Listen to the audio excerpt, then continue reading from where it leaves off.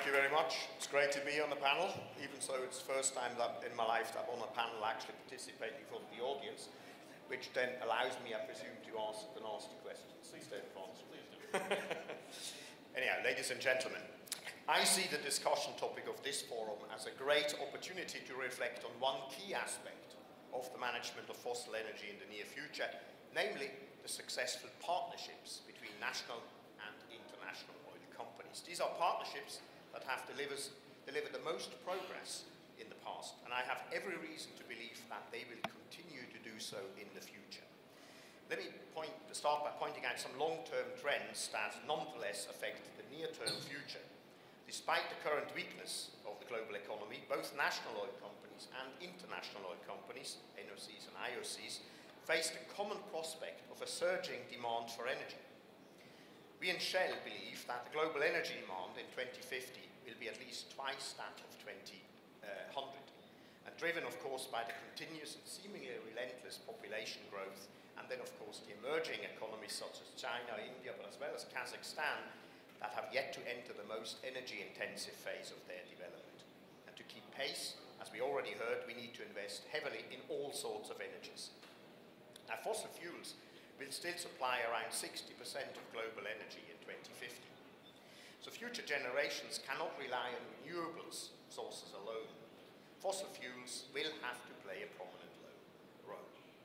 Now, that indeed means in the coming years and decades, we need to provide these supplies, and we need to do that together with the resource-holding companies. So for NOCs and IOCs, it will be much easier to address these challenges as part of strong, value-driven partnerships that look beyond short-term economic and political volatility.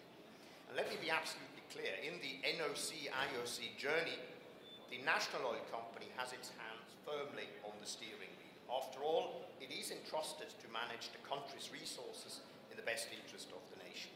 And still, I believe that international oil companies, such as the company that I can talk about, Shell, has a lot to offer to an NOC, but that's also true, of course, for the other international oil companies. Above all, it's our technological prowess.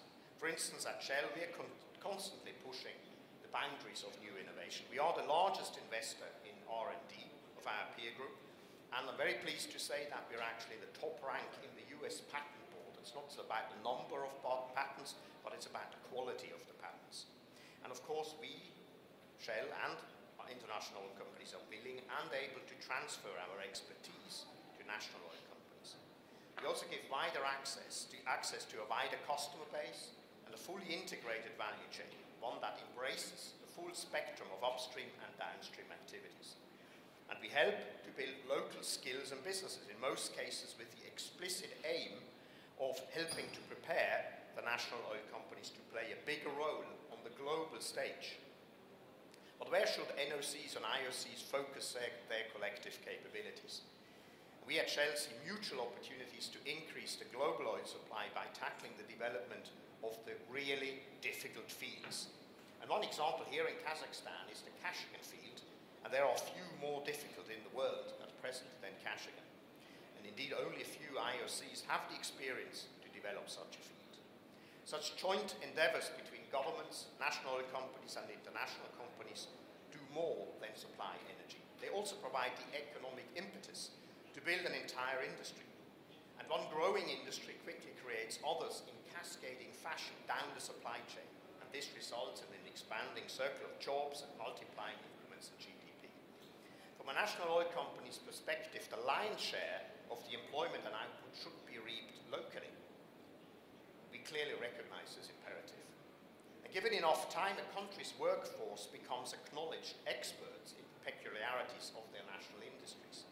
Such know-how does not require centuries to build up. A couple of decades, a single generation, can suffice.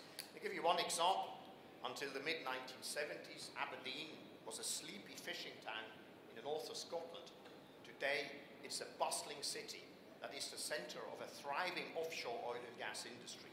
What's more, companies based in the city are now offering their sought-after expertise to offshore operators all over the world.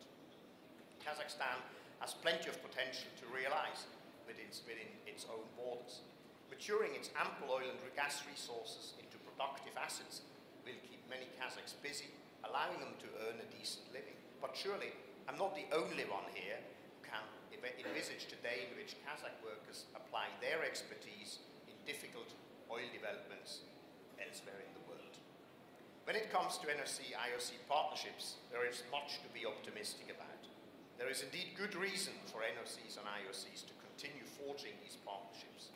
By working together, we have the chance to pursue the world's quest for more energy, and we can also generate significant economic growth for resource-holding nations and their people.